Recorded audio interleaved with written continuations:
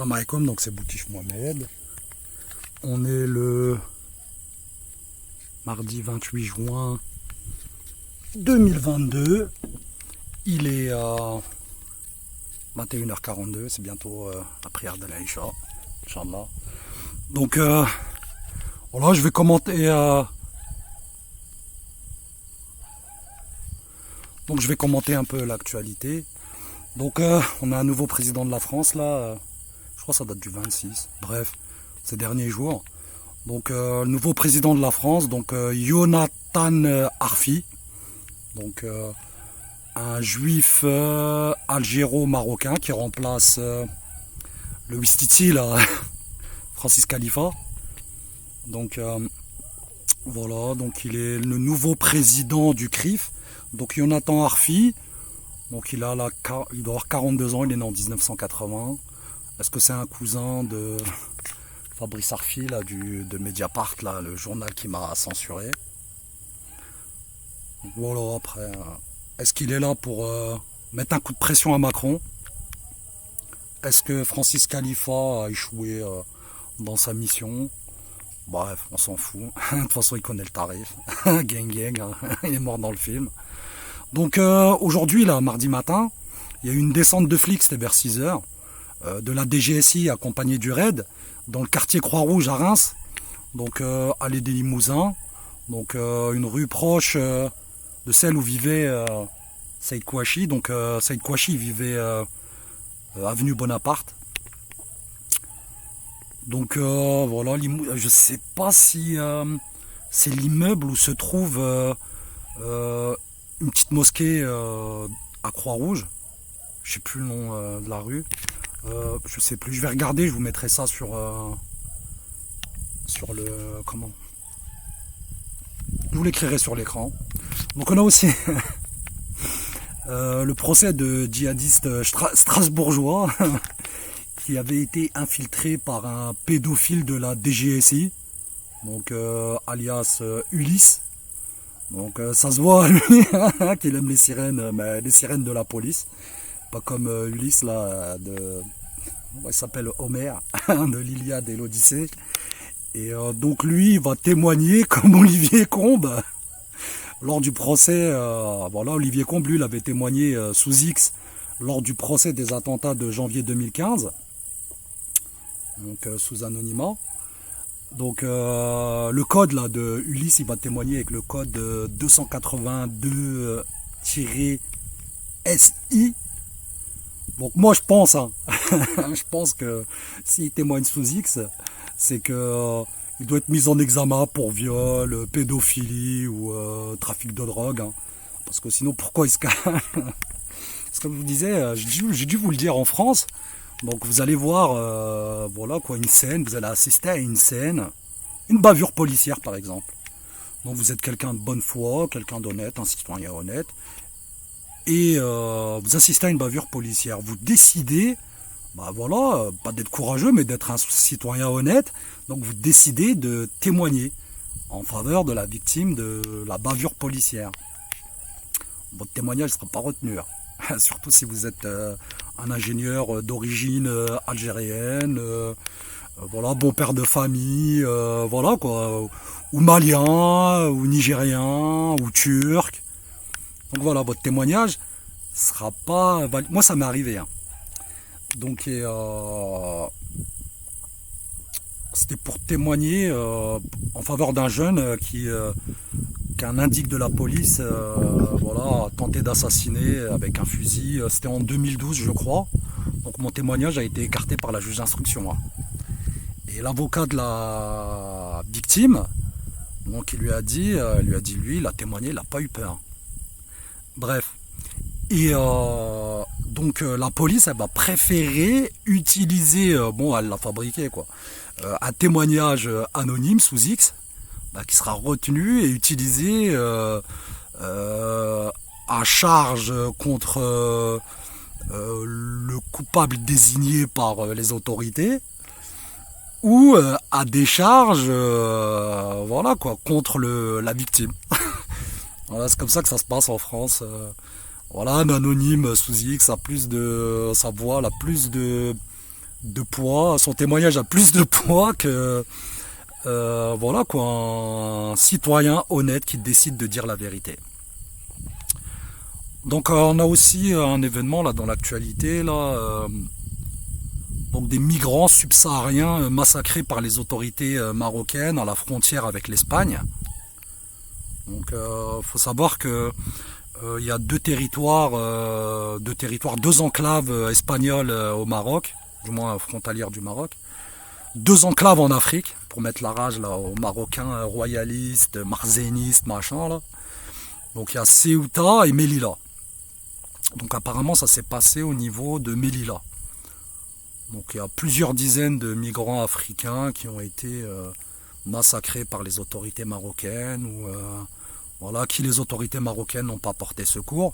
Donc quid, est-ce que c'est un message destiné aux Marocains, aux autochtones, ceux qui vivent au Maroc, qui sont en train de se révolter contre le Marzen et leur poupée gonflable Mohamed VI, ou bien est-ce que c'est une diversion des services de sécurité marocains dans le cadre, voilà quoi, une diversion pour les attaques franco-israéliennes à venir en Espagne, sachant que les services de renseignement marocains sont une succursale voilà, du Mossad. Donc voilà, quoi, le renseignement marocain, on l'appelle le DRS marocain. Le Mossad marocain, pardon. Et le DRS en Algérie, on l'appelle le Mossad algérien. Donc voilà, est-ce que c'est une diversion? Donc grand frère Abou Suleiman, il a fait un post là sur Minds. Donc c'était en lien avec l'avocat, là, le racketteur, là, comment il s'appelle il m'avait représenté là, devant le JLD, là, les audiences JLD à Reims. J'ai oublié son nom. Maître Ludo, Emmanuel Ludo. Donc voilà, il avait représenté une des victimes, soi-disant victime, là, le pompiste de la station Avia, là, qui avait été rénové quelques semaines avant les attentats de Charlie Hebdo. C'était franchement même une station service algérienne, alors, elle était en meilleur état que l'ancienne station Avia avant janvier 2015. Donc Ludo, lui, il était au courant des attentats, on l'avait mis au courant là sur les attaques à Barcelone en l'été 2017. Il l'a jamais dit, il le dira jamais. Et voilà, et puis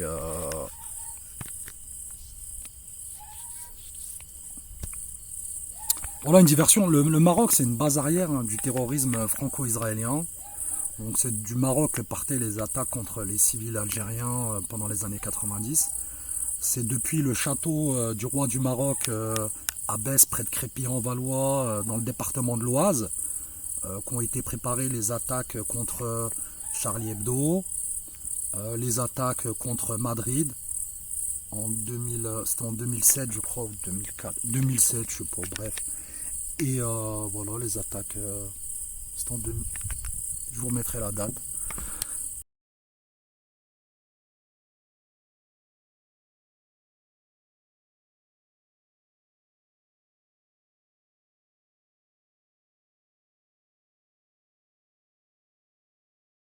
Et voilà, donc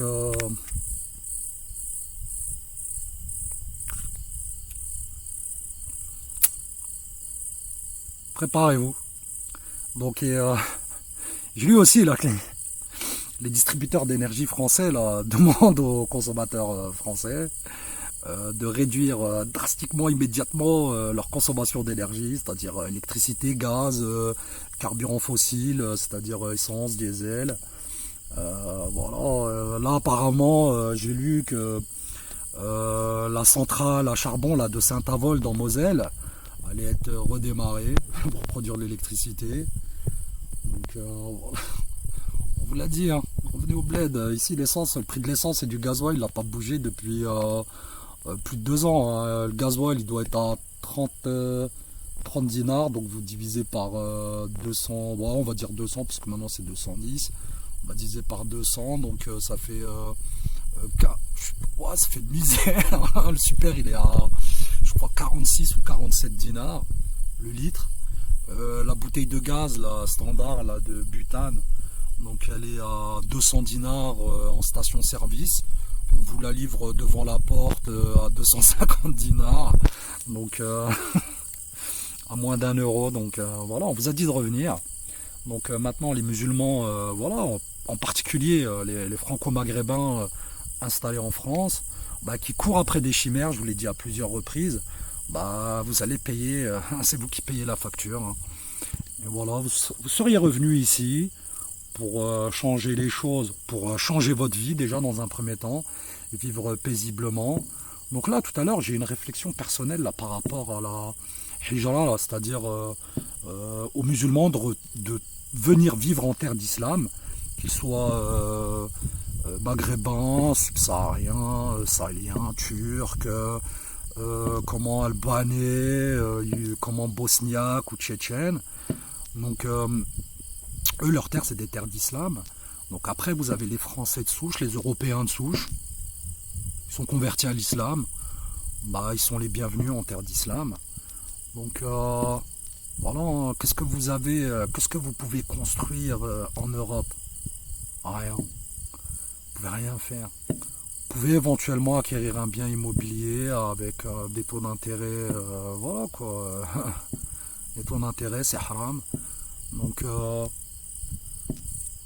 le riba, l'intérêt, c'est certains comparent l'intérêt, celui qui paye l'intérêt, celui qui prête avec intérêt, celui qui emprunte avec intérêt. C'est comme s'il couchait avec sa mère à la Kaaba, la Mecque, dans le sanctuaire de la Mecque. Donc c'est très grave. Donc il est encore temps de revenir. Donc il y a un avion, là, Air France, là, qui faisait la liaison entre la France et l'Algérie, je ne sais plus quelle ville, au départ de la France ou à l'arrivée. Donc il a fait demi-tour, soi-disant pour des soi-disant en lien avec les conditions climatiques qui n'étaient pas favorables à son atterrissage. Donc il est parti se poser à Palma de Majorque, dans les Baléares. Pourquoi? Donc là c'est l'Aden, là. Pourquoi il s'est posé? Pourquoi il y avait quelqu'un, il y avait quelque chose dedans, il y avait une alerte, bref. On saura, tôt ou tard. Donc voilà pour les consommations. Et là j'ai remarqué aussi là, que l'actuel préfet de la Marne, le nouveau préfet de la Marne, Prévost, donc visite souvent les installations du lac du Der. Donc renseignez-vous sur comment le lac du Der. Renseignez-vous et faites le lien avec l'opération Sequana, Secana.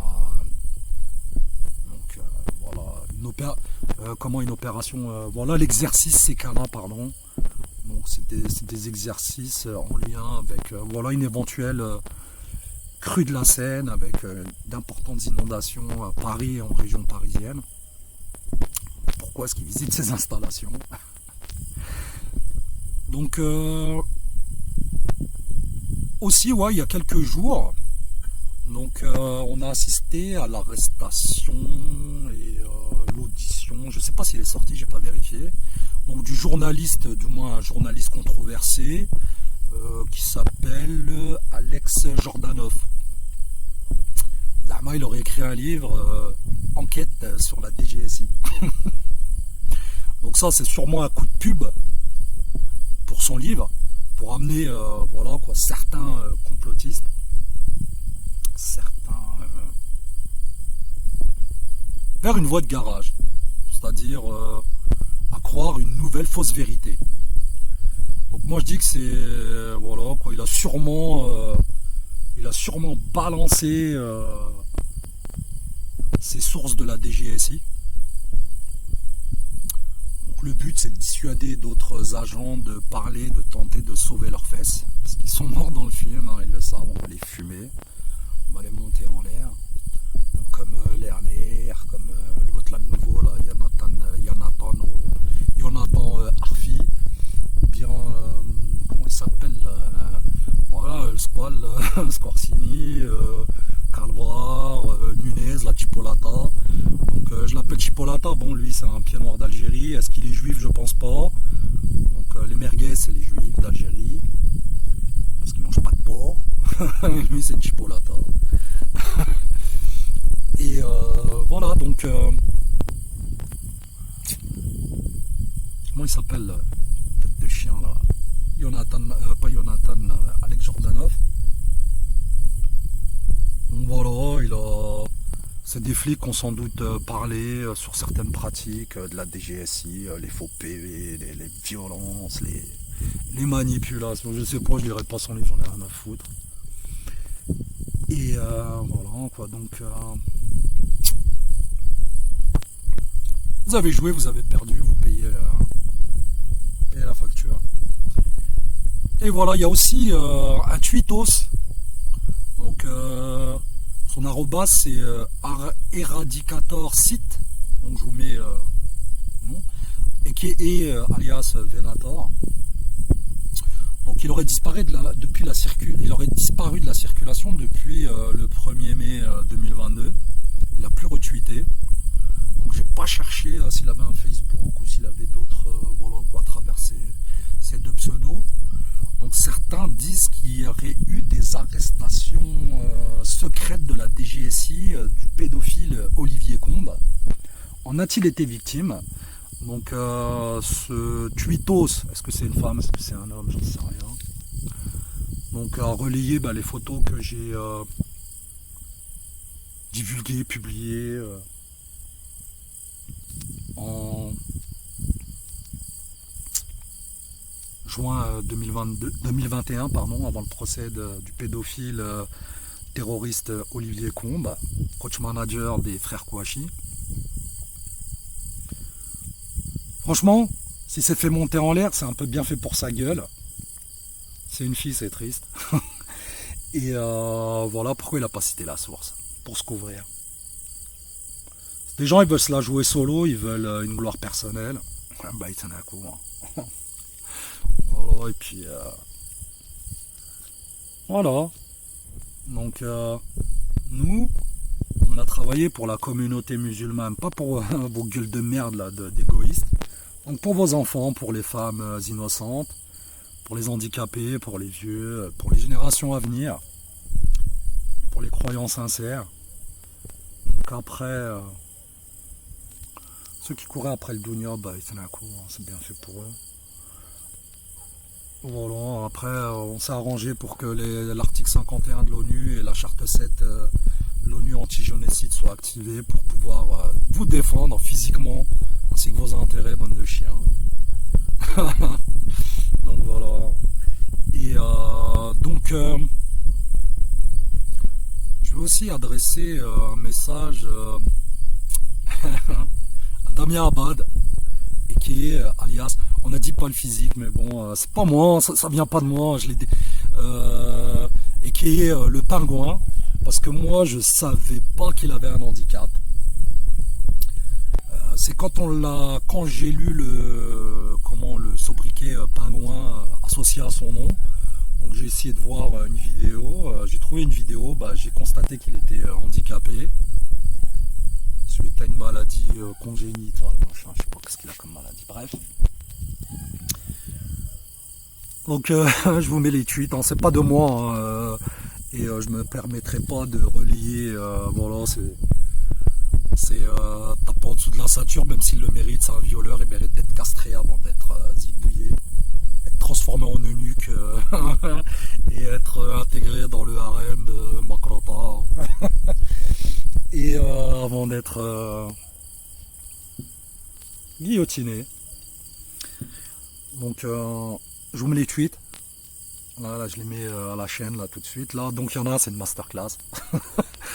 Donc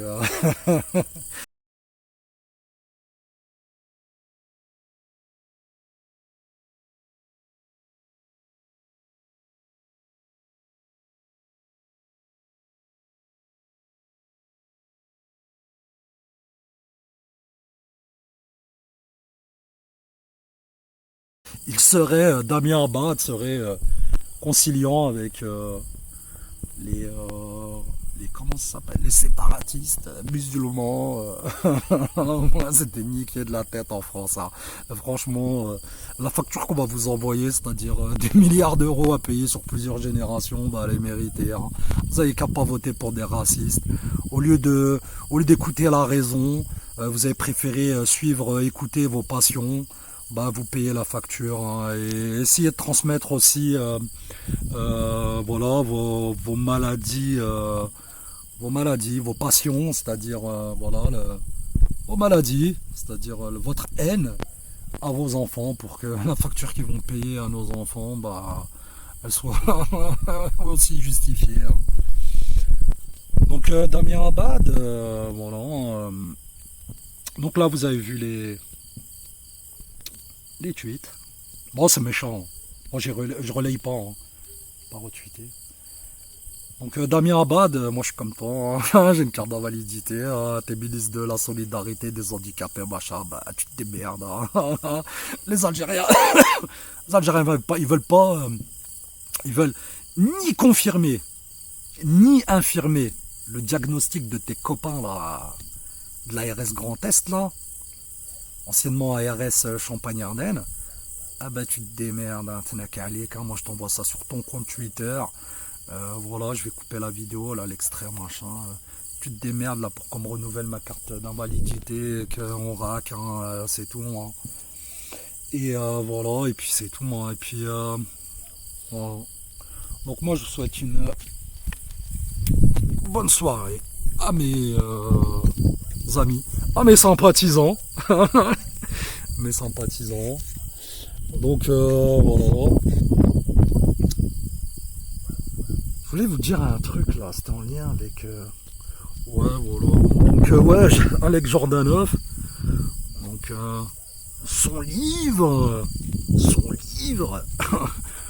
pourrait inciter des agents de la DGSI, actifs ou retraités, ou leurs familles pour ceux qui sont morts, qui se sont fait fumer, voilà, de passer à table, de raconter les dessous de l'antiterrorisme français. Donc voilà, donc je rebondis sur ce que m'avait dit l'autre fils de pute, Luc Poechberti, le pédophile sataniste, l'une des créatures les plus immondes créées par Allah subhanahu. Donc il m'avait dit, c'était en octobre 2018 ou bien en janvier 2019. Il m'a dit, monsieur Boutiche, le risque maintenant n'est pas que vous passiez à l'acte. Maintenant, le risque c'est que vous incitiez d'autres personnes à travers les réseaux sociaux à passer à l'acte. Est-ce que vous m'avez déjà entendu dire à quelqu'un on va te faire sauter avec une ceinture de merguez voilà, près de dans la station de métro, là, près de la piscine à Paris, là, du siège de la DGSE ou à Levallois-Perret. Est-ce que j'ai déjà incité quelqu'un ou quelqu'une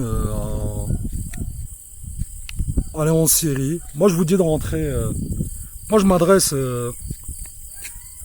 aux musulmans, après maghrébins ou pas, venez au Maghreb. L'Algérie elle est sanctuarisée, bon le Maroc c'est la merde. Le problème c'est que voilà quoi, le gaz il aurait été coupé, pourquoi? Parce que voilà, il y a des entreprises franco-israéliennes installées qui produisent des biens manufacturés, peu importe lesquels, avec de l'énergie quasi gratuite, importée depuis l'Algérie. Et ils nous insultent tous les jours, et ils foutent le bordel chez nous, chez nos voisins, et au Maroc en particulier. Parce que peut-être, c'est vrai que le Marocain est mieux payé que l'ouvrier algérien, mais le coût de la vie au Maroc, il est très élevé, hein, je peux témoigner. Hein. Donc, c'est pas évident de vivre avec 1500 € par mois au Maroc, hein, moi je vous le dis. Hein. Si vous n'êtes ni propriétaire de votre domicile, ni de votre véhicule, franchement, vous êtes dans la merde, hein, je vous le dis franchement. Moi, mes ex-beaux-parents, je crois qu'ils ont mis plus de 20 ans à payer un appartement là, dans une résidence à Innsbruck, à Casablanca, avec des intérêts. Moi, alhamdoulilah, mon père n'a jamais souscrit un prêt avec intérêt. Moi, j'ai hérité ça de lui. Bon, quand je peux pas m'acheter un truc, je le regarde même pas. J'y réfléchis le jour où j'ai les fonds. Donc, je pète pas plus haut que mon cul. Mon père, depuis qu'il est, Allah yarhamou, depuis qu'il est arrivé, depuis qu'il est rentré en France, jusqu'à sa mort, il vivait en HLM. Bah, ça l'a pas empêché d'avoir une vie correcte. Modeste, mais il a bien vécu. Donc ma nièce, elle est venue la semaine dernière. Elle m'a dit... parce que là, derrière le cimetière, elle croyait que mon père, il était enterré dans le cimetière à côté. Maintenant, il est enterré plus bas. Je dis, je t'emmènerai. Voilà, quoi. Et donc... voilà, une des raisons pour lesquelles le gaz a été coupé. Il faut que le peuple marocain éjecte le Mossad, les Israéliens et leur succursale, le Marzen. Il faut qu'ils les éjectent. Comme nous sommes en train d'éjecter le DRS, à qui on va couper les têtes? Ah, c'est que les Harki. C'est tout, hein, c'est le jeu, ils ont joué. Ils croivent. Ils croivent qu'ils vont encore gagner. Bah non, c'est mec. Et donc là, je m'adresse aussi, bah voilà, quoi, au chef de la DGSI, de la DGSE, donc Bajolé, Aimier, l'autre fils de chienne. Là. Bon, je crois, lui, il n'a pas été à la tête de la DGSE, mais Drioncourt. Lui, c'était le chef du chiffre pendant les années 90. Voilà, comme les dirigeants de la DGSI, on va vous monter en l'air les calvaires. Donc Calvar, il a finalisé Covid-19, Clernier, Nunez, Scorsini. Donc bah, ils sont vraiment dans le film, hein, ils verront, mais ils n'arriveront pas à la fin de la saison. Voilà, et tous les commissaires fils de pute, là, comme celui qui est à Alger, là, Arif Daoud. On va te niquer ta mère. Toi aussi, l'autre, là, on t'oublie pas. Hein. Tu sais qu'il y a un procureur qui croit que t'es plus ambassadeur de France en Algérie, là. Je m'adresse à François Gouillette. Ouais, il y a un procureur, quand je lui ai dit, voilà, quoi, il me dit, ah non, c'est plus lui. Je dis, putain. C'est un truc de ouf. Parce que, voilà, j'ai eu le procureur m'a dit, bah non, c'est plus François Gouillette, il est parti. Bon, je me suis dit, bon, bah il est procureur, sa parole, elle est officielle, quoi. Bah, j'ai écrit au consulat de France à Alger, à qui j'ai demandé si François Gouillette était toujours en poste, on me l'a certifié. Ça, c'était le jour des élections, du premier tour des élections présidentielles françaises. Donc c'était le 11 avril, je crois. Donc le 11 avril, ceux qui diront « Ouais, mais c'était un dimanche. » Nous, en Algérie, dimanche, on travaille. Bonne de trimar. Et voilà, donc je vous souhaite une bonne soirée et à bientôt, Inch'Allah. Salam alaikum.